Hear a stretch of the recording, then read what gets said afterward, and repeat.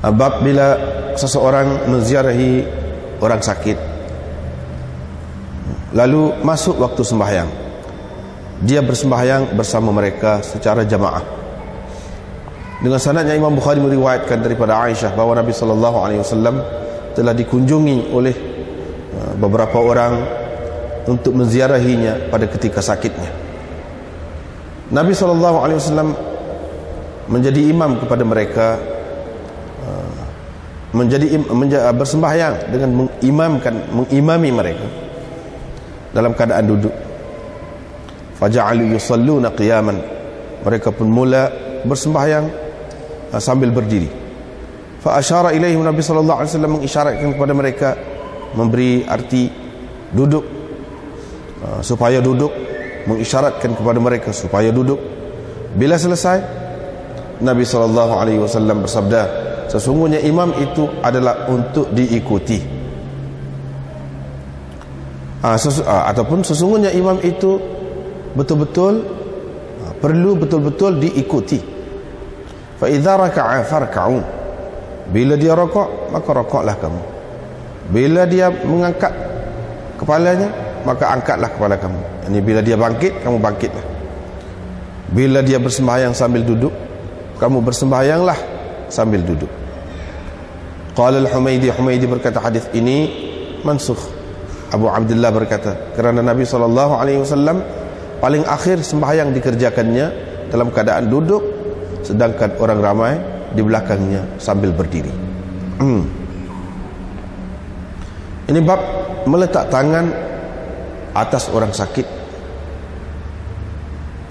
Dengan sanadnya Imam Bukhari meriwayatkan daripada Aisyah binti Sa'ad bahawa ayahnya, Sa'ad bin Abi Waqqas, berkata, saya telah mengalami sakit berat di Mekah, sakit kuat di Mekah. Nabi SAW datang menziarahiku. Aku berkata, wahai Nabi Allah, aku akan meninggalkan harta, dan aku tidak meninggalkan kecuali seorang anak perempuan. Aku mahu berwasiat untuk bersedekah 2/3 dari hartaku dan meninggalkan 1/3. Nabi SAW kata, tidak boleh atau jangan. Saya berkata, kalau begitu saya akan berwasiat separuh harta saya untuk disedekahkan, dan saya akan meninggalkan separuh. Nabi SAW kata, jangan. Saya berkata, kalau begitu saya akan berwasiat 1/3 dari harta saya itu, dan meninggalkan untuknya, yakni untuk anak saya itu 2/3. Qala, Nabi SAW kata, 1/3. 1/3 itu banyak, yakni 1/3 itu pun masih banyak. Kemudian dia meletakkan tangannya atas dahinya, ataupun dalam nuskha yang lain di luar itu disebut ala jabhati, atas dahi saya. Kemudian dia menyapu muka saya dan perut saya. Kemudian dia berkata, dia mendoakan, ya Allah, sembuhkanlah Sa'ad dan sempurnakanlah hijrahnya untuknya. Famaziltu, masih lagi aku merasakan sejuk tapak tangannya di bahagian hatiku, yakni di dadaku.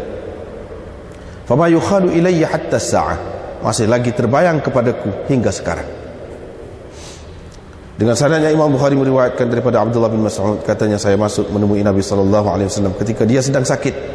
Saya menyentuhnya dengan tangan saya.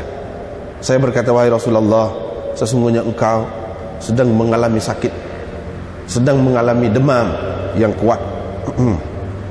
Rasulullah SAW kata, memang sesungguhnya saya mengalami demam seperti 2 orang dari kalangan kamu.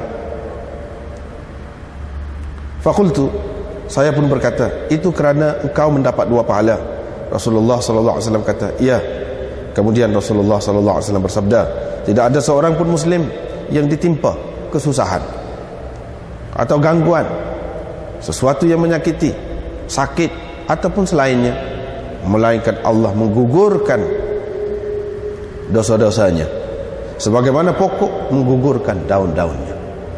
Ini bab apa yang diucapkan kepada orang sakit dan apakah yang dijawab, apakah jawapan yang diberikan yakni oleh orang sakit, yakni yang sepatutnya diberikan oleh orang sakit, ataupun di sini nak menceritakan apa jawapan yang diberikan oleh orang sakit. Diriwayatkan daripada Abdullah, katanya saya datang kepada Nabi SAW pada ketika sakitnya. Saya menyentuhnya ketika dia sedang demam kuat. Saya berkata, sesungguhnya engkau benar-benar demam kuat.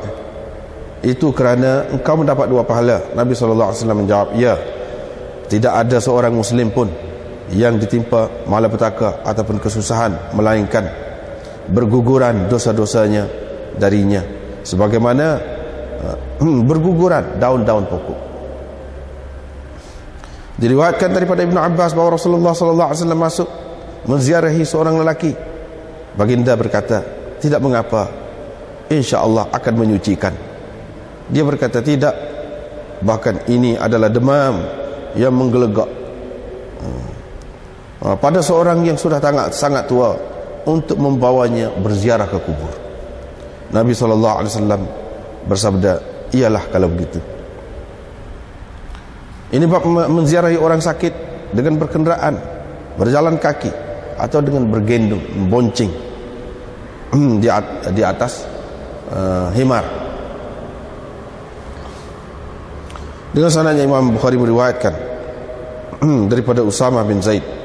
Dia menceritakan kepada Urwah bahawa Nabi SAW naik himar yang berpelana.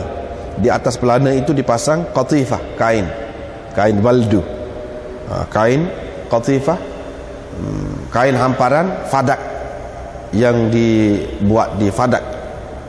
Wa ardafa Usamah, dan dia menggendong Usamah di belakangnya untuk menziarahi. Baginda naik himar itu untuk pergi menziarahi Sa'ad bin Ubadah sebelum berlaku peristiwa Badar. Nabi SAW pun lalu hingga sampai di majlis yang ada di situ Abdullah bin Ubay ibnu Salul. Peristiwa ini berlaku sebelum Abdullah itu memeluk agama Islam. Dalam majlis itu ada beberapa ramai orang-orang Islam dan orang-orang musyrikin, penyembah-penyembah berhala dan orang-orang Yahudi. Dalam majlis itu juga ada Abdullah bin Rawahah. Bila majlis itu telah dikelubungi oleh abuk ataupun debu yang dinaikkan oleh kaki binatang tu yang berjalan, khammara Abdullah bin Ubay anfahu biridai. Abdullah bin Ubay pun menutup hidungnya dengan kainnya. Dia mengatakan, la tughabbiru alaina, jangan membangkitkan debu kepada kami. Nabi SAW memberi salam dan berdiri di situ, berhenti dan turun di situ. Fada'ahum ilallah. Nabi SAW pun menyeru mereka kepada Allah, dakwah mereka kepada Allah. Nabi SAW membaca Al-Quran di hadapan mereka. Abdullah bin Ubay pun berkata, ya ayyuhal mar'u, ya ayyuhal mar'u, wahai orang.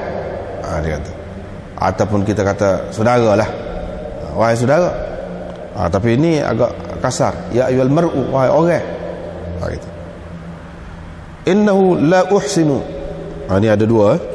Innahu la uhsinu ma taqul. Kalau kita kata uhsinu ma taqul, bukan mimma. Seperti dalam nuskah, dalam kitab kita ni, luar tu, tengah tu, dia ada sebut ma. Ma tu bila kita kata uhsinu ma taqul. Asal lagi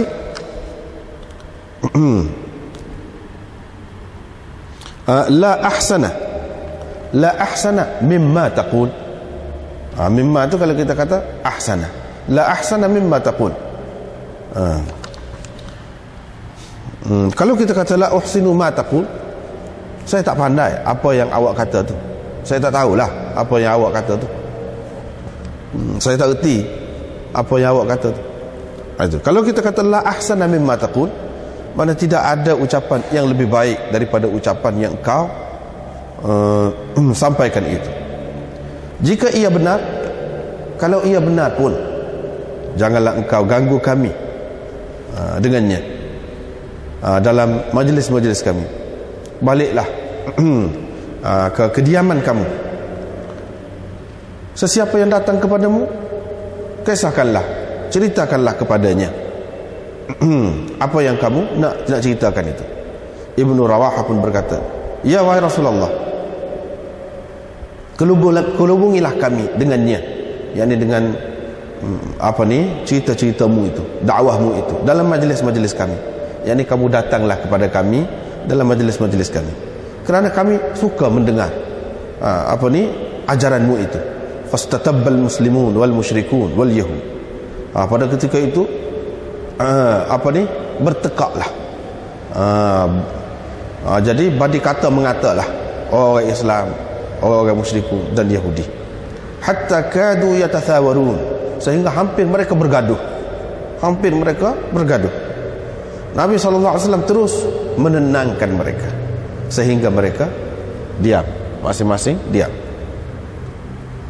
Nabi SAW menaiki kenderaannya hingga sampai ke rumah Sa'ad bin Ubadah. Faqala lahu, Nabi SAW berkata kepadanya, wahai Sa'ad, kamu tak dengarkah apa yang dikatakan oleh Abu Hubab? Baginda maksudkan dengan katanya Abu Hubab itu dengan Abdullah bin Ubay, sebab kunyahnya Abu Hubab. Kata Sa'ad, wahai Rasulullah, maafkanlah dia, wasfah, biarkanlah dia. Sesungguhnya Allah telah memberikan apa yang telah diberikannya kepadamu. Allah telah memberikan kepadamu apa yang dia telah berikan. Orang-orang di sini, orang-orang negeri ini telah pun bersepakat untuk memakaikan mahkota dan memakaikan serban alamat ketua, serban ketua kepadanya. Falamma rudda dhalika, bila keadaan itu telah ditolak dengan hak yang Allah telah berikan kepadamu, bila dia tidak dilantik menjadi sebagai raja, dengan engkau mendapat hak itu, syariqa bidzalika, dia dengki, syariqa bidzalika, dia naik marah kerana itu. Fadzalika alladhi fa'ala bihi ma ra'aita, itulah sebab dia melakukan apa yang telah engkau lihat daripadanya itu. Dengan sanadnya Imam Bukhari meriwayatkan daripada Jabir, katanya Nabi SAW menziarahi aku, tidak dengan naik bagal dan tidak juga dengan naik birzaun, tidak juga dengan naik kuda, sejenis kuda lah. Ini bab kata orang sakit, inni waji'un, saya sakit, atau katanya wa ra'sah, aduh sakitnya kepalaku, atau katanya ishtadda biyal waja', kuat sakitku, aku mengalami sakit kuat. Dan kata Ayyub, massani yadhurru, atau dalam setengah nuskhah ada inni, seperti mana dalam Quran lah, inni massani yadhurru, aku telah mengalami sakit, aku telah disentuh oleh kesakitan, aku telah diganggu oleh kesakitan. Wa anta arhamur rahimin, engkau adalah yang paling mengasihani daripada orang-orang yang mengasihani.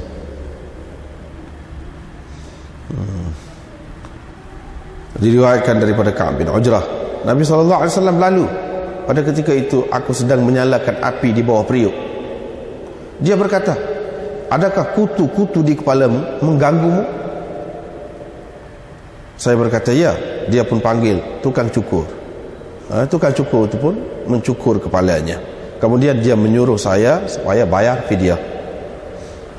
Dengan sanadnya Imam Bukhari meriwayatkan daripada Qasim bin Muhammad, katanya Aisyah berkata, aduh sakitnya kepalaku. Rasulullah SAW kata, kalau itu berlaku ketika saya masih hidup, nanti saya akan beristighfar kepadamu, akan mendoakan kebaikan untukmu. Kata Aisyah, aduh rugilah aku, aduh kehilanganlah aku. Wallah, demi Allah, aku benar-benar berasa engkau sukakan kematianku, kau suka kematianku. Sekiranya itu berlaku, engkau akan terus pada akhir hari itu pada akhir hari, yakni pada petang hari kematianku itu, engkau boleh terus berbulan madu, yakni engkau boleh terus berbulan madu dengan salah seorang istrimu. Nabi SAW, kalau begitu akulah yang sakit kepala. Kalau begitu, aduh sakitnya kepalaku. Laqad hamamtu aw aradtu, benar-benar aku ingin menghantar orang kepada Abu Bakar dan anaknya untuk aku berpesan tentang urusan khilafah. Takut-takut nanti ada pula yang berkata, atau orang-orang yang menyimpan harapan, menaruh harapan. Kemudian aku berkata, Allah enggan, Allah tidak mahu, dan orang-orang mukmin akan menolak, atau Allah akan menolak dan orang-orang mukmin tidak akan menerima. Diriwayatkan daripada Ibnu Mas'ud, katanya saya masuk menemui Nabi sallallahu alaihi wasallam. Tadi juga ketika Nabi sallallahu alaihi wasallam sakit berat, demam, saya pun sentuh dia dengan tangan saya. Saya berkata, sesungguhnya engkau sakit berat ni, demam kuat ni. Dia berkata, ya, sebagaimana dua orang di kalangan kamu. Kalau aku sakit supaya dua orang di kalangan kamu. Kata Ibnu Mas'ud, engkau mendapat dua pahala. Nabi SAW kata, ya, supaya tak adil juga, tidak ada seorang pun orang Islam yang ditimpa bencana, kesusahan, sakit ataupun selainnya, melainkan Allah menggugurkan kesalahan-kesalahannya, dosa-dosanya, seperti mana pokok menggugurkan daun-daunnya. Dengan sanadnya Imam Bukhari meriwayatkan daripada Amir bin Sa'ad, daripada ayahnya, yakni Sa'ad bin Abi Waqqas, katanya Rasulullah SAW datang kepada kami, yakni untuk menziarahku kerana sakit berat yang aku alami di zaman pada masa haji wada'. Saya berkata, balagha bi ma tara, sakitku berat seperti mana yang engkau lihat. Aku pula seorang yang berharta, tidak akan mewarisiku selain dari seorang anak perempuanku. Bolehkah aku bersedekah 2/3 dari hartaku? Nabi SAW kata, jangan, atau tak boleh. Saya berkata, bisyatri, separuh? Dia berkata, tak boleh. Saya berkata, 1/3? Nabi SAW kata, ats-tsulutsu katsir, 1/3 itu banyak. Sesungguhnya engkau meninggalkan pewaris-pewarismu dalam keadaan kaya, lebih baik lagi daripada engkau meninggalkan mereka papa kedana, dalam keadaan papa kedana, meminta sedekah dari orang ramai. Tidaklah engkau berbelanja dengan sesuatu perbelanjaan kerana Allah, melainkan engkau diberi pahala kerananya, walaupun yang engkau masukkan ke dalam mulut istrimu. Bila situ ini masih lagi dalam bab orang sakit, bab sakit, melawat orang sakit. Imam Bukhari nak cerita orang sakit macam-macam, banyak peringkatnya. Ada peringkat sakit boleh sembahyang lagi dengan orang ramai, sama ada dia jadi imam ataupun dia tidak jadi imam. Orang-orang yang lebih ni, kalau dia mampu, dia boleh pergi sembahyang, sepatutnya dialah juga yang menjadi imam, kerana kelebihan dia. Tidaklah kata kerana sakit dia jadi kuranglah taraf dia tu, kena dia jadi makmum, tidak boleh jadi imam. Tidak begitu. Bahkan orang-orang yang lebih tetap diutamakan daripada orang lain dalam masalah sembahyang ni, sekiranya dia mampu, seperti mana yang berlaku di sini. Sampai masa sembahyang, sembahyanglah, kecuali kalau dia tidak nak sembahyang lagi, dia apa ni, kita kata berat sangat kau, dia nak jamak kau, dia nak apa kau, ikutlah, kita kata mana-mana yang harus kepada dia, itu lain ceritalah. Kalau tidak, nak sembahyang berjemaah pun boleh.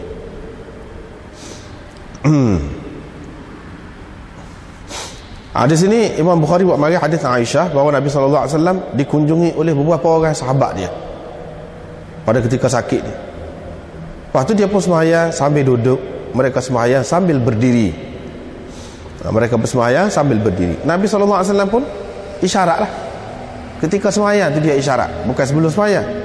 Ketika sembahyang tu dia isyarat dengan arti duduk, supaya duduk. Isyarat, biar duduk.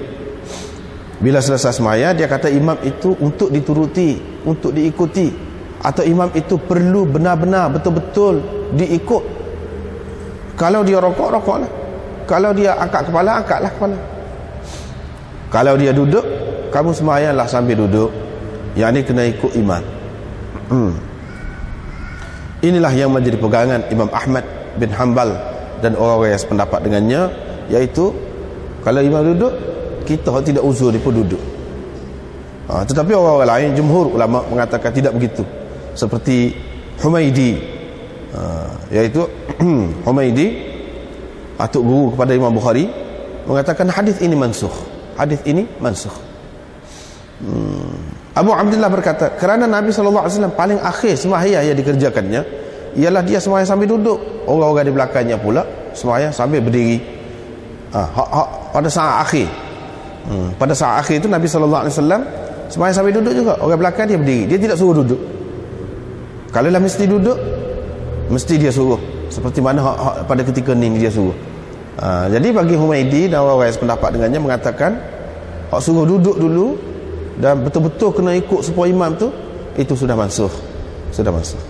Tetapi Imam Ahmad mengatakan tidak mansukh. Ini di antara perkara yang khilaf lah tentang mansukh dan tidak mansukh. Ada hak mansukh ni ada hak khilaf, ada hak tidak khilaf, ada hak sepakat.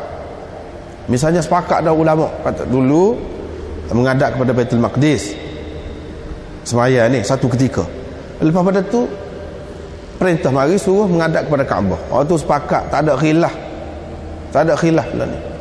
Tak ada seorang pun ulama kata boleh lagi kita menghadap Baitul Maqdis sekarang ni, tak ada.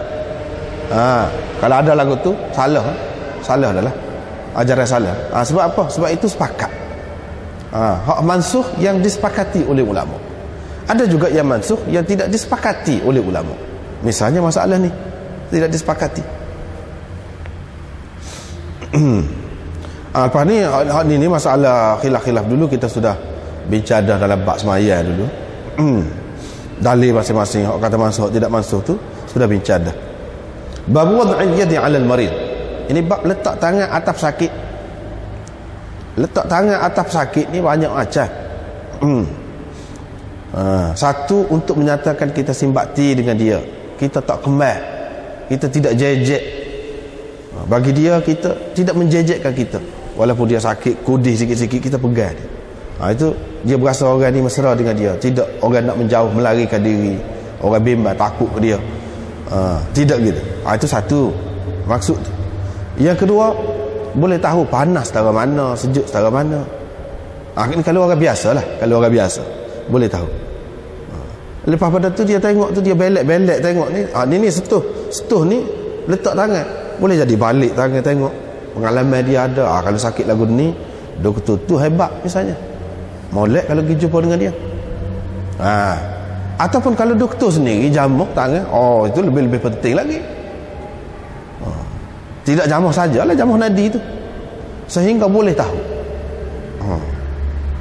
Doktor-doktor yang hebat, terutamanya yang anda maklum lah, doktor-doktor perubatan Yunani memang hebat benar masalah nadi, sehingga dia boleh royak lah. Tak berak apa hari dah, tidur lagu mana dia boleh royak, sakit lagu mana berasal, dia boleh royak dengan pegang nadi. Itu kelebihan dia. Jadi jamah orang seperti ni tidak sia-sia ni, jamah orang seperti ni. Janganlah pula kita misalnya kalau orang perempuan, doktor dia ada hal dia nak tengok, nak kelebek mata kita, kalau misalnya kita kata, jangan kita halang dia. Tidak salah dari segi agama, pegang tangan, nak jamuh nadi, tidak jadi salah. Bahkan perlu, kalau tidak tak dia tidak dapat maklumat dengan tepat lah, tidak dapat maklumat dengan tepat. Dengan sebab itu perlulah bekerjasama. Jangan kita terlalu taksub sangat. Tak boleh orang jatuh, orang tino bukan semuanya pakar, bukan semuanya pandai. Dia kena orang jatuh juga, tak apa dalam keadaan tu. Bahkan dalam keadaan perlu saat ni, kalau tengok aurat pun tak apa, usah kau dapat kau nak pegang tangan. Dengan pegang tangan tu banyak hak dia tahu. Begitulah. Itu penting letak tangan. Maknanya bagi masing-masing lah. Tapi dalam agama ni dia cerita Umum gitu. Kalau orang biasa pun boleh buat ni, menunjukkan simpati, sayang kepada dia, mesra dengan dia, kita tak berasa kembang terhadap dia, suka kuat. Tapi kalau bagi orang yang reti, lebih lagi pada tu. Kalau kita tengok masa nak nikah, kita kata boleh tengok muka dia, boleh tengok tangan dia, boleh tengok kaki dia dalam kitab-kitab raya. Buat apa tu?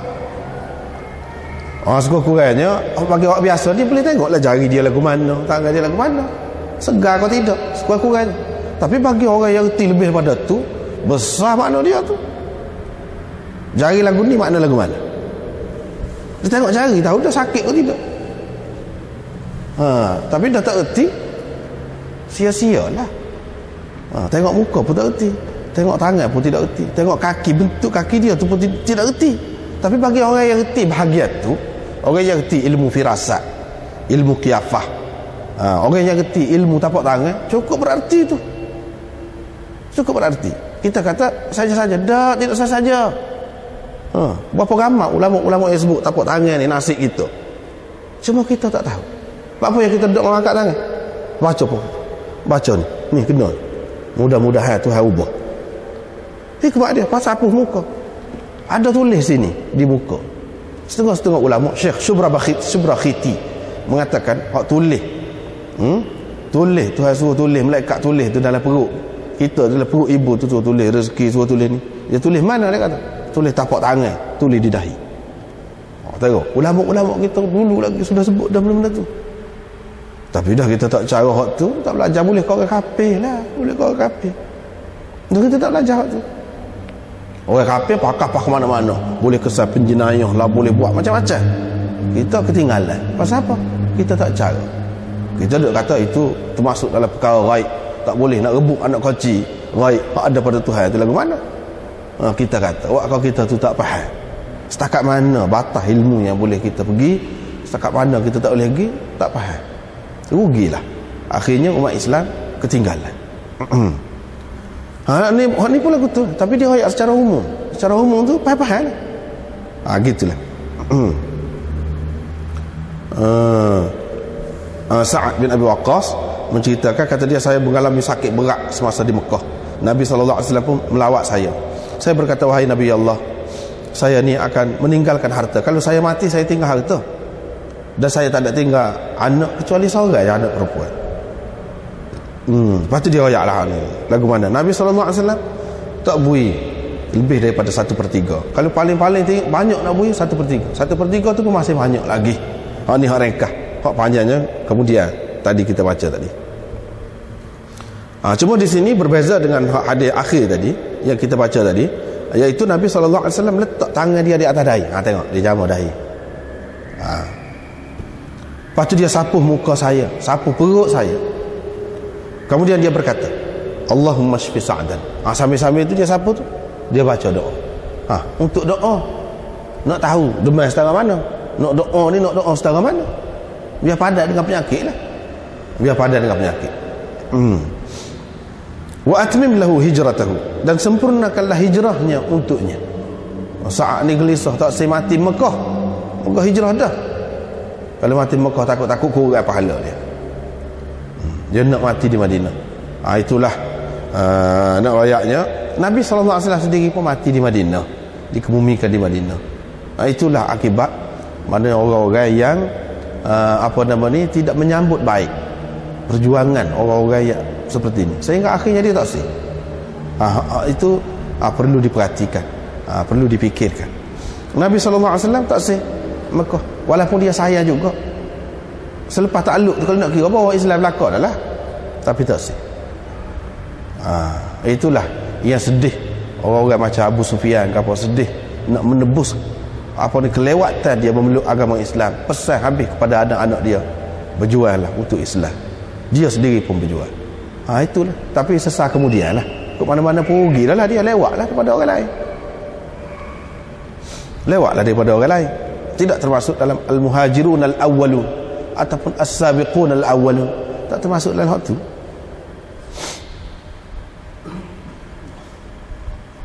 Lepas tu kata dia, aku masih lagi merasakan kesejukan tangan dia di bahagian hatiku. Mana Nabi SAW sejuk, berasa sejuk, masih lagi terbayang-bayang kepadaku hingga sekarang. Hak dia jamu. Dia jamuh tu masih lagi terbayar-bayar. Nak ayatnya kesan dia tu kalau sesuatu yang munafaat dia berpanjangan, dia lama kesan dia. Supaya juga tidak nanti hak ni jamuh ni saja. Kita mimpi pun kalau mimpi hak betul, ingat lama. Kalau mimpi tu mimpi hak tidak nak jadi, petas tak lupa. Kau dia je kat fikir tak ingat. Tapi kalau mimpi tu mimpi hak nak jadi, kita ingat lama, bertahun-tahun ingat lagi. Kalau tanya, ingat. Itu makna nak jadi. Kena beringat. Ni pun begitu juga. Kesan dia tu tidak sekadar hilang demam gitu, tak lah, jauh lagi pergi. Berkat doa Nabi SAW ni lagu mana? Saat inilah yang menakluk Farsi. Yang menakluk Farsi. Dan saat ini kemudiannya dapat anak ramai pula. Di antaranya yang meriwayatkan kemudian tu Amir, anak dia Mus'ab nama. Ramai lagi yang lain-lain.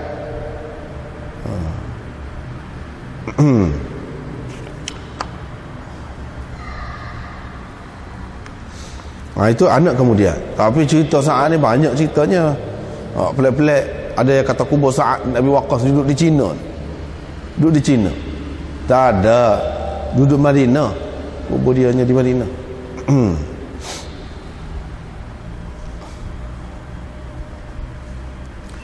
Lepas tu letak tangan. Ni Ibn Mas'ud pula, sahabat pun begitu juga, bersera dengan Nabi SAW. Dia pergi jamuh Nabi SAW. Dia kata demam kuat ni. Iyalah Nabi SAW kata, kalau demam serupa dengan dua orang di kalangan kamu. Ayatnya orang-orang yang besar ni kalau untung pun untung banyak, rugi pun rugi besar juga. Boleh pahala pun banyak, sakit pun parah juga. Inilah nak ayatnya. Kaedah Allah SWT buat dah. Bukan khusus dengan Nabi SAW saja. Isteri-isteri dia pun dalam Quran sendiri disebutkan yudha'af lahal azabu dhi'fain. Digandakan 2 kali ganda azab kepada dia kalau terbaik langgar perintah Tuhan. Tidak serupa dengan orang ramai.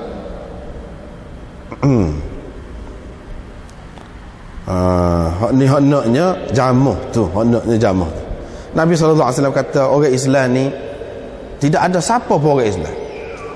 Nakirah fi siyaqin nafi memberi makna umum. Tak kira Islam lagu mana. Asal kata Islam kena sakit ataupun kurang lagi daripada sakit, selain daripada sakit apa-apalah masalah, Allah SWT akan menggugurkan kesalahan-kesalahannya, menghilangkan dosa-dosanya, sebagaimana pokok menggugurkan daun-daunnya yang pada ketika musim luruh. Kita tidak berapa nampak lah negeri kita musim luruh ni, kecuali luruh apa ni, daun getah ada juga tiga-tiga luruh. Tapi kalau negeri-negeri yang ada 4 musim luruh sungguh, nampak lah gambaran dia. Ini bab apa yang diucapkan kepada orang sakit dan apa yang dijawab oleh orang sakit. Imam Bukhari buat mari 2 hadis di bawah tajuk ni. Kita kena kata gapo orang sakit, kita kena ucapkan apa, dan orang sakit tu pula apa yang dia ucapkan. Ada 2 macam. Ni yang pertamanya riwayat daripada Abdullah bin Mas'ud. Hak tadi juga dia kata dia pergi berjumpa dengan Nabi, dia pun sentuh Nabi, dia pun kata demam kuat ni. Aku pun kata innaka latu'aku wa'kan syadidan. Ini kerana engkau dapat 2 pahala. Yang ni tengok, sahabat tahu Nabi SAW dapat 2 pahala berlipat ganda. Dia sebut waktu untuk menenangkan, sakit pun jadi lega lah, ringan lah sikit. Hak kita kena ayat gitu, kena menghiburkan dia, menenangkan dia. Ada juga setengah-setengah doktor, bukan orang ramai, doktor pun ada juga. Lagu ni nampak macam nak mati ni. Tak kena lagu tu tak ada psikologi langsung tu. Hak ni nak ajar ni orang biasa pun jangan kata lagu tu. Ada doktor pakar lagu tu nya kata, padahal pada tu puluh tahun hidup. Dia kata pucak nak mati ni. Ada yang lagu tu tak kena sangat tu, tak perlu kata lagu tu.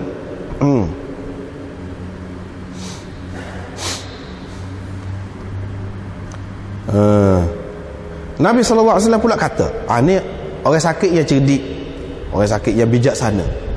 Dia kata, mana dia sedarlah orang Islam ni, tak kira orang Islam mana pun, kalau kena gangguan, kena kesukaran, kena bencana, Allah SWT hapuskan dosa dia. Jadi aku kalau demam pun tak ada masalah, tak apa. Tu orang sakit yang cerdik, dia faham sakit dia tu tidak sia-sia, tidak saja bukan makna Tuhan benci kepada dia, tidak. Asal lagi, ya mari riwayat ni. Hak Nabi SAW pergi melawat. Dia pergi melawat, orang tu sudah jumpa dah, baru ni jumpa dah. Nabi SAW kata, la ba'sa tahur insya-Allah. Tidak mengapa, insya-Allah akan menyucikan dosa. Dia kata kala tidak. Bahkan ini demam yang menggelegak. Hak dulu ada dah. Humma tafur, demam yang menggelegak atau demam yang mengamuk, yang memberontak, yang mengamuk terhadap seorang yang sangat tua untuk membawanya ziarah ke kubur. Yang ni nak ayat orang sakit ni ada dua macam. Ada kita pergi dengan molek pun dia kasar lah, jenis backing lah, macam-macam.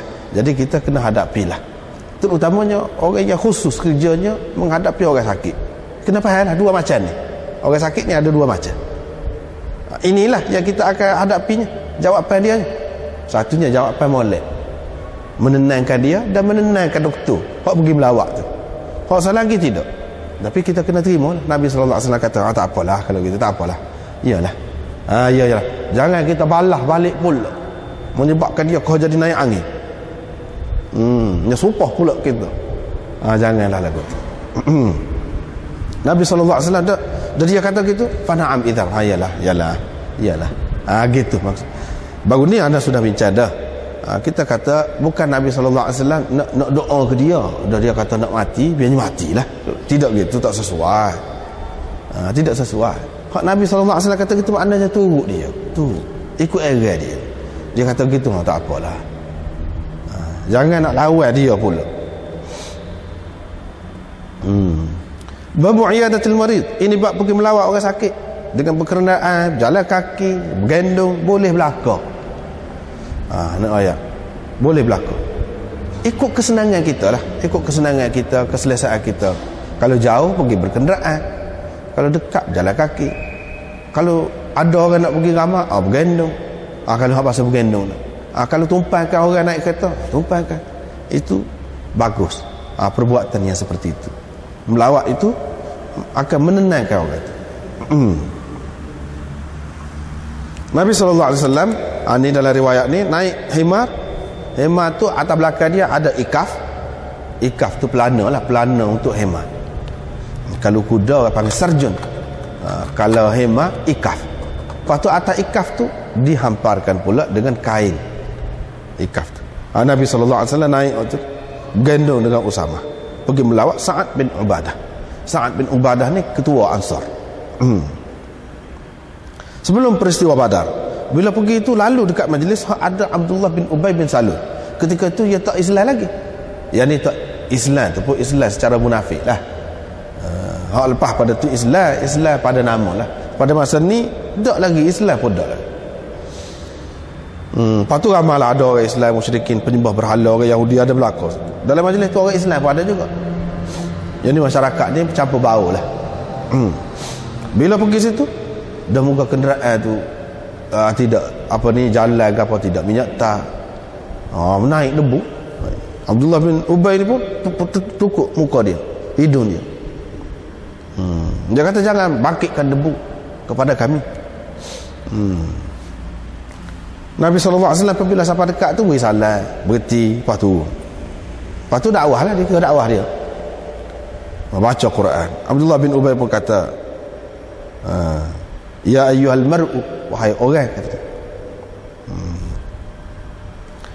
innahu la uhsinu. Kalau kita kata uhsinu sebab tadi lah makna fa'il mudhari'. Kalau kita kata la ahsana, isim tafdhil. Apa nama ni? Tafdhil, fi'il tafdhil, af'alut tafdhil. La ahsana, tidak ada yang lebih baik ucapan daripada ucapan ini. Kalau ia pun molek hak kamu kata tu, tak usah lah duduk ganggu kita sini, mari warga dia sini. Dia kata balik ke tempat kediaman kamu. Lepas tu tunggu orang, kalau orang pergi, yalah. Di sini ayatnya Nabi SAW ni tidak tunggu orang saja, dia pergi cari. Dia pergi cari, dia pergi dakwah, tidak tunggu saja. Hak orang mari dekat dia pun ada juga, tapi hak dia pergi cari orang pun ada juga. Itulah usaha, mana usaha habis-habis lah, sungguh-sungguh. Kata Ibnu Rawahah, iyalah wahai Rasulullah, moga dia Islam, mari ke majlis kita suka cerita ni. Waktu jadi bekeng lah, kita kata bekeng orang Islam ni, bekeng sehingga jadi balah nak berkelahi, nak bergaduh. Nabi SAW menenangkan. Ini sifat pemimpin ini, jangan timbulkan pergaduhan dalam masyarakat, jangan timbulkan pergaduhan. Tak sih hak bergaduh kucak-kacir tu, tak sih. Sehingga akhirnya tenang, senyap belakang. Nabi SAW pun naik kenderaan dia pergi kepada Sa'ad bin Ubadah. Dia pun kayaklah, mau tak tahu, tak dengar ke apa yang dia kata. Ya, dia kata dengar, tahu, tapi maafkanlah dia. Sa'ad ni pula kata. Sebab tu Nabi SAW maafkan. Pasal apa? Abdullah bin Ubay bin Salul ni, dia ni sekutu bagi puak Ansar ni, di bawah pimpinan Sa'ad ini. Allah SWT telah beri dah kepada engkau apa yang telah diberikannya kepada engkau, yakni kuasa sepenuhnya Allah SWT telah berikan kepada engkau. Dia tak ada gapo dah, dia tak boleh nak gapo. Maksud Sa'ad gitu. Dulu orang sini sepakat, ni yang jadi masalah kepada dia nya. Orang sini sepakat nak pakai mahkota kepada dia, nak pakai serban ketua kepada dia. Patut jadi bila Allah SWT tukar beri kepada engkau. Itulah punca dia ni jadi sakit hati ni. Itulah yang menyebabkan dia melakukan apa yang kau lihat itu. Kata Sa'ad. Jadi tak usahlah dah ambil hati sangat, biarlah. Itu Sa'ad kata. Nabi SAW pun memang tak kisah, tak apalah. Dengan sebab kelembutan Nabi SAW ni, akhirnya ramai lagi yang tertarik dengan Islam.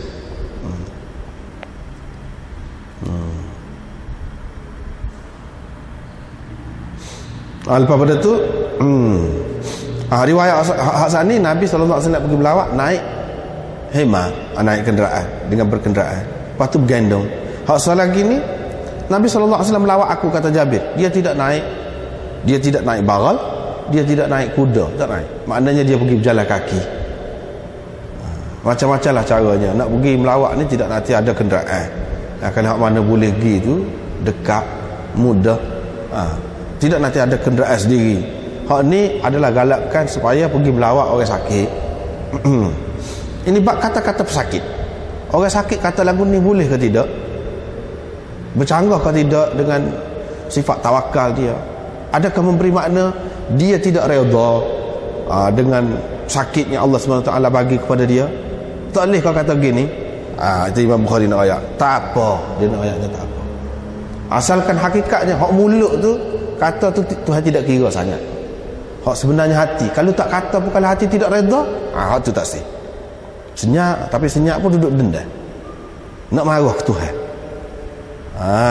Tak boleh lah. Kalau bermulut saja kata tapi dalam hati tak apa, mana tak kira sangat. Imam Bukhari buat tajuk ni, ni cuba kita tengok dalam hasyiah nombor 4. Kalau dalam kitab kita ni dia ada sebut.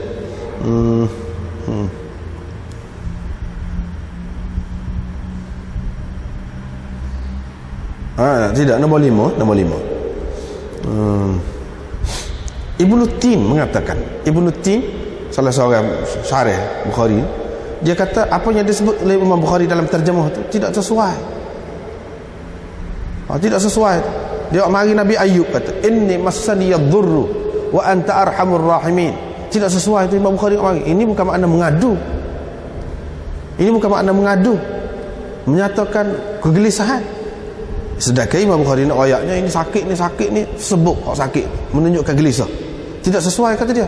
Sebab Nabi Ayub tu dia berdoa tu, inni massani yadhurru tu dia berdoa tu dengan Tuhan. Dia tidak ayat Quran hak tu. Qultu, kata syarih ni, barangkali Imam Bukhari bermaksud, dia tahu dah tu Nabi Ayub doa tu, dia maksud lah kod lain, yakni semata-mata mengadu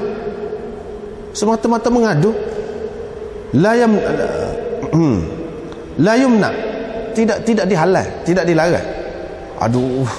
Aduh sakitnya kita kata. Tidak larang, tak apa hak tu. Tidak menunjukkan orang tu rendah darjat dia. Ini Imam Bukhari buat tajuk ni raddan ala man za'ama min as-sufiyah. Nak rad pendapat segolongan orang-orang tasawuf yang mengatakan bahawa anna du'a bi kashfil bala taqdahu fi ridha wa taslim. Mencacatkan doa kalau Tuhan beri kita sakit, Tuhan beri malapetaka kepada kita doa supaya hilang malapetaka tu, kesakitan itu, bermakna kita tidak redha dan tidak terima takdir hak Tuhan beri kepada kita. Tu setengah-setengah orang tasawuf kan. Jadi kita tak boleh doa, ikut dia. Dan dia nak beri kita lagu tu, kita terima, tak usah doa. Imam Bukhari nak ayat tak kena tu lagu tu. Tengok Nabi Ayub, seorang nabi ni, dia doa. Aku mana-mana pun dia mengadu juga kepada Tuhan. Tak apa mengadu. Mengadu tu sama ada kepada Tuhan. Orang tinggi dia mengadu kepada Tuhan. Orang bawah-bawah ni dia mengadu kepada hak sekeliling dia lah. Padan dengan dia. Semata-mata mengadu tu tak apa.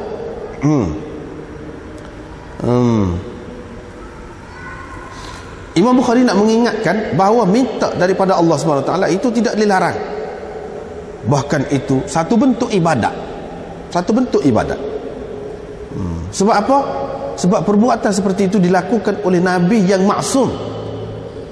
Dan Allah SWT puji Nabi Ayub yang mengadu kepada dia begitu. Allah SWT puji, ni'mal abdu innahu awwab. Sebaik-baik hamba, Tuhan kata. Dia puji Nabi Ayub. Bahkan orang lain tengok tarikh masing-masing, tengok tarikh. Ini Imam Bukhari buat pagi hadis Ka'ab bin Ujrah. Dia kata Nabi SAW lalu dekat aku ketika itu aku sedang duk peringat api lah, duk pasang nyalakan api di bawah periuk. Nabi SAW pun kata, lepas tu dia sambil-sambil duduk cari gutu berguguran daripada kepalanya. Nabi SAW kata, adakah kutu di kepalamu mengganggumu, menyakitimu? Dia kata ya. Nabi SAW kata, panggil tukar cukur, mari cukur kepala dia. Lepas pada tu kamu bayar fidyah. Lepas pada ni bayar fidyah. Nabi SAW kata. Ayatnya dalam Islam ni tidak kata kalau buat ibadat hak moleknya dalam keadaan ibadat tu dalam keadaan kita terganggu, tidak. Dalam keadaan tak boleh cukur kepala kira tu boleh juga, dibolehkan juga. Tak ada gangguan. Kalau ada gangguan kita nak khusyuk lagu mana? Inilah sesuai dengan firman Allah SWT, faman kana minkum maridan aw bihi adham min ra'sih fafidyatun min siyamin aw sadaqatin aw nusuk. Itulah dalam ayat tu. Itulah yang dimaksudkan dengan fidyah. Fafidyatun min siyam, berupa puasa, aw sadaqah aw nusuk. Hak nak di sininya apa dia? Iaitu Nabi SAW tanya dia, adakah mengganggu engkau? Dia kata ya. Maknanya dia mengaku mengganggu. Tak apalah gitu. Kalau orang sakit kau, sakit. Jangan kita kata, doktor nak jamu kita sakit kau. Kita sakit kita kata dok. Salih lagu tu. Pasal apa kalau kata sakit mengadu pula? Tak molek lagu tu. Tak kena tu lagu. Sakit rakyat sakit lah. Hak tu hak nak. Sakit rakyat sakit. Baru senang nak berkira. Ni nak cabut gigi. Ubat bius tu tak jalan molek lagi. Sakit tak sakit, cabut tengah sakit. Pasal apa dia yang sakit? Kita sendiri yang sakit. Tak ada pasal tu lagu tu. Di sini dia nak royak lah hak sebenar. Tak apa royak hak sebenar tu. Tidak kata mana kita tak terima kesakitan yang Allah SWT bagi tu, kita tidak reda, darjat kita, maqam kita rendah. Tidak gitu. Imam Bukhari bukan setakat tu, amari soal lagi pula. Aisyah, pernah Aisyah sakit kepala. Dia pun kata warak sah, aduh sakitnya kepalaku, katanya. Aduh sakitnya kepalaku. Maknanya sakit sangat ni kira-kiranya macam nak bawa mati.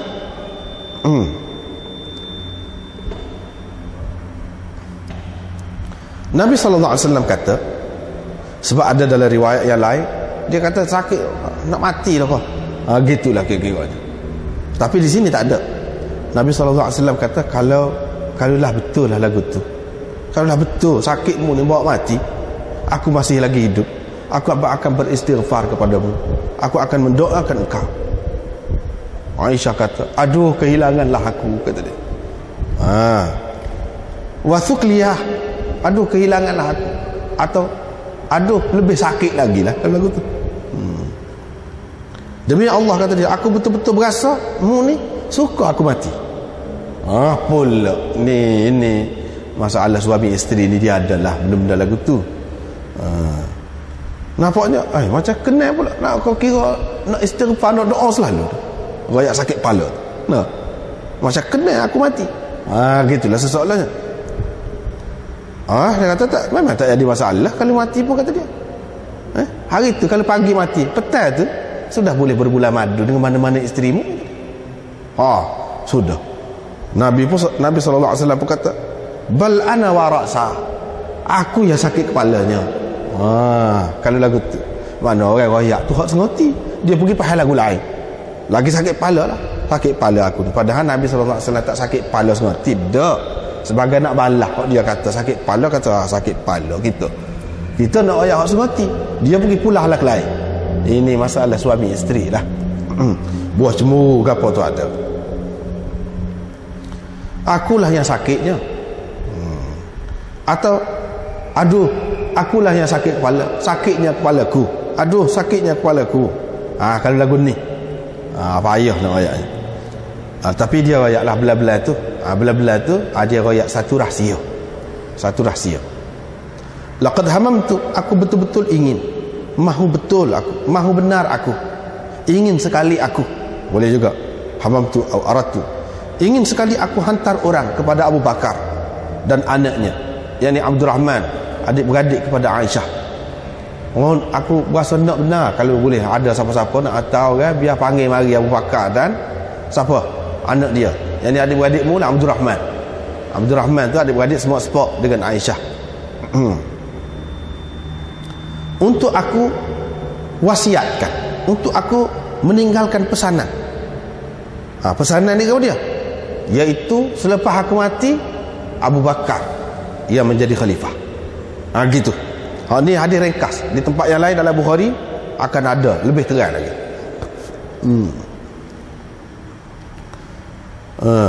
Aku takut, aku bimbang nanti akan ada orang yang berkata apa-apa. Dia kata aku lebih patut, orang ni lebih patut, sibuk pula nak jadi khalifah. Atau akan ada orang-orang yang berangan-angan. Ni kalau aku royak selalu Abu Bakar, putus dah, senyap belakang.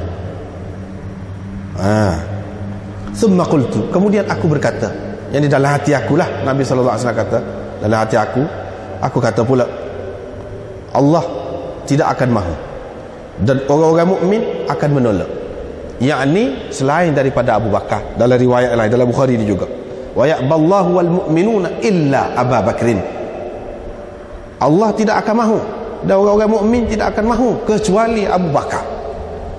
Betul sungguh Nabi SAW kata gitu.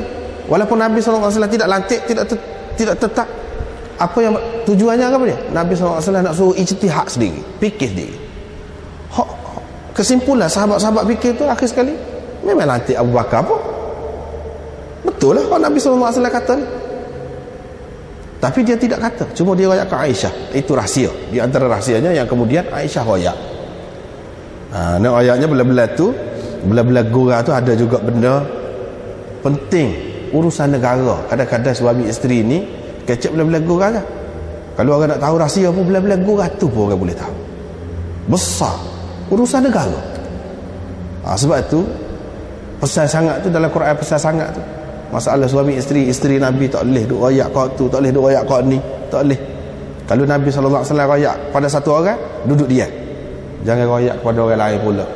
Dia masa jenis nak jauh lah, susah lah nak royaknya. Nabi royak aku, tak royak kamu, maknanya aku istimewa. Makna aku tahu dulu. Tak boleh lagu tu, pecah rahsia lah. Sebab itulah dalam ayat yang lain, wa id asarra an-nabiyyu ila ba'dhi azwajihi haditha. Dalam cerita tu itu peringatan kepada isteri-isteri orang-orang besar, jangan main-main. Kalau rakyat ke dia seorang, jangan tak sadut nak menyahu lah. Kita kena faham kita ni kedudukan yang lebih besar lagi, lebih penting lagi daripada sama-sama kita. Hak tu akan menempuh sejarah. Kita ni akan mati sama-sama, nak madu-madu ni, deki cemburu ni sementara ada lah. Kalau kita mati tak ada lah. Kena ingat hak lebih lama lagi ni. Bangsa, negara, kena ingat, jangan ingat peribadi kita saja. Nak main peribadi, nak cemburu gitu gini, hak tu benda kecil. Benda kecil, dia kena faham hak tu. Seperti sini tengok Nabi SAW sudah wayak dah.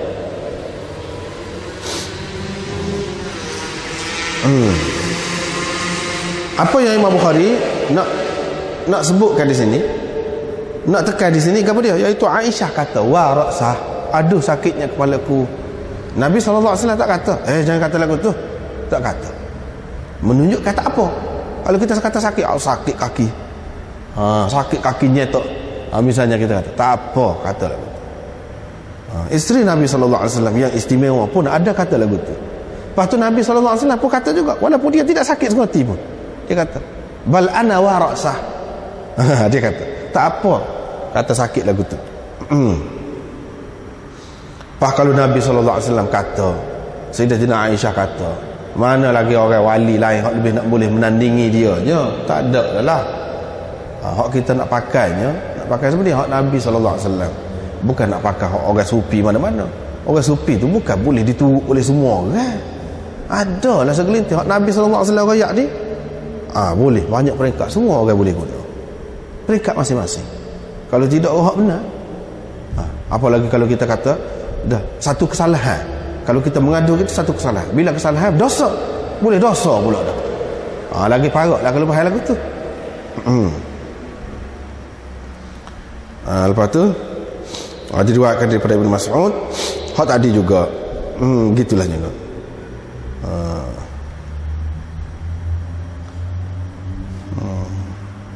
Nabi SAW akui, engkau ni demam kuat ni, kata Ibn Mas'ud. Nabi SAW kata iyalah. Dia mengaku, dia akui, tak apalah. Seterusnya riwayat daripada Sa'ad.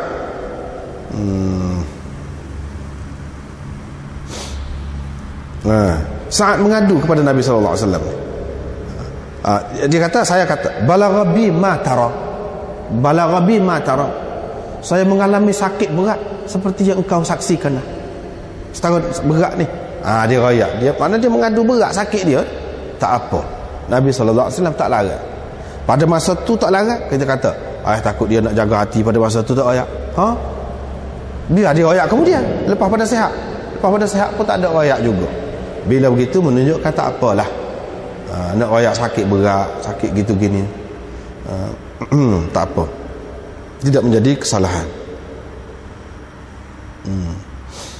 Lepas pada tu rayak masalah harta apa ni, tinggal anak pinak dalam keadaan kaya, lebih baik lagi daripada kita tinggal dalam keadaan mereka itu papa kedana duk minta sedekah dengan orang. Jangan ingat kita beri kepada anak bini kita tu maknanya sia-sia, tidak jadi sedekah. Sedekah ni kalau beri ke orang baru sedekah, boleh pahala, tidak. Hak kita masuk dalam mulut bini kita, hak tu pun sedekah juga. Memang ayatnya luah. Kalau kita tidak mampu, tak ada lah pitih kita nak beri ke orang. Tak ada lah sedekah. Jangan. Tu kira sedekah juga kita beri kepada anak-anak kita, pada anak bini kita. Dah kita tak ada nak beri, berapa cukup tu, hak tu pun sedekah dah lah. Syaratnya kita ada dalam hati kita ni, kalau ada banyak kita nak beri. Kalau kita kaya kita nak beri, tapi tak ada arah, tak ada. Kalau kita beri jadi apa ni, orang panggil beri hak-hak tak tahu mana, kera di hutan disusui. Anak sendiri mati kelaparan, tak ada pasal lagu tu. Bahkan dosa pula. Nabi SAW suruh kita mulakan dengan diri kita. Ibda' biman ta'ul, mulakan dengan orang yang engkau tanggung. Hak kita tanggung siapa? Ibda' binafsik, mulakan dirimu dulu. Naik sikit lagi, ibda' biman ta'ul, mulakan dengan orang yang engkau tanggung. Hak bawa tanggung dengan kita. Itulah cara yang paling baik. Ini menunjukkan bahawa Islam tidak menentang kekayaan. Jadi kaya tak apa, tinggal harta banyak tak apa, asalkan jaga biar anak-anak tu gunakan harta tu dengan cara yang baik. Ini juga, hadis ini juga menunjukkan minta sedekah tu, apa kedana tu tidak baik. Tidak baik. Tidak molek. Boleh menimbulkan macam-macam masalah dalam masyarakat apabila susah. Ini juga, hadis ini juga menunjukkan mesra. Mesra suami isteri itu, dia kena ada kemesraan. Yang ni hak mu bubuh dalam mulut bini mu. Jangan-jangan kena ada pogo kata ambil suak ke bini kita, biar dia suak ke kita. Tu mesra. Walaupun kata dia tidak semesti nak suak semua, bukan nak suruh. Maksudnya engkau tangguhlah, engkau belanjakan itu, maksud engkau bubuh dalam mulut dia tu. Gitulah. Tapi secara tidak langsung dia ada juga tu.